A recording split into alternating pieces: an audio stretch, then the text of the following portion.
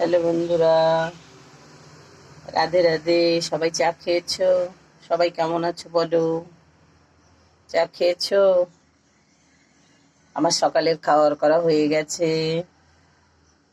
সকালের খাবার আমার কমপ্লিট, দেখো কড়াই। সকালের খাবার করা হয়ে গেছে। এবার দুপুরের জন্য করব। এই যে বাজার থেকে নিয়ে এসেছি এইগুলো,